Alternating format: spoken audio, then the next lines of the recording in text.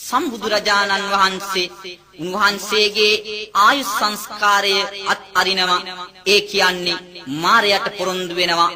මේන් 3 මාසක් ගිය තැන මම පිරිනිවන් පානවයි කියලා.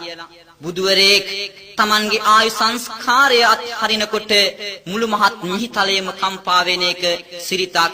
එදත් පින්වතුනි මුළු මිහිතලයේ කම්පා වුණා. ආනන්ද හාමුදුරුවෝ මේ හදිසියෙන් ඇති වුණ වෙනස් වීම පිළිබඳව බුදුරජාණන් වහන්සේගෙන් මේ විදියට ගිහිල්ලා අහනවා. තිලෝව පියාණෙනි කරුණාවෙන් සලකන්න හේතුව ඇයි මිහිතලයම කම්පා වෙන්න. අපේ බුදුහාමුදුරුවෝ ආනන්ද හාමුදුරුවන්ට උත්තර දෙනවා. මගේ දිවි මග අවසානය විය එළඹෙන්න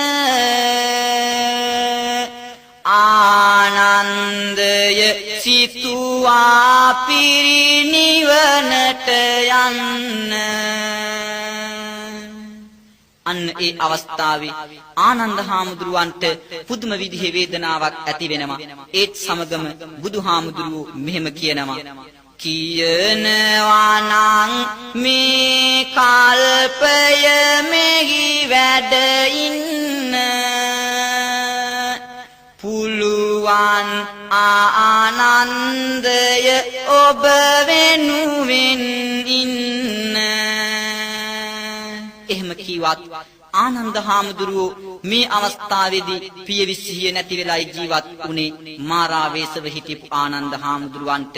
උන්වහන්සේට ඒ ආරාධනාව කරන්නට බැරි වෙනවා. තමන් වහන්සේට ඒ ආරාධනාව නොලැබුණ නිසා අපේ බුදු පියාණන් වහන්සේ මේ විදිහේ තීරණයක් ගන්නවා. එදා පින්වතුනි ඒ චාපාල චෛත්‍ය ස්ථානයේ ඉඳලා මෙපමණ කලක් සව් සත වෙත සුව ගන්නා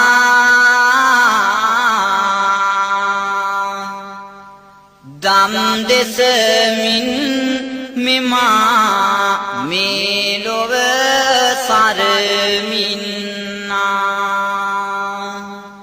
මම බුදු උනත් සසරක ගති පෙන්වන්නා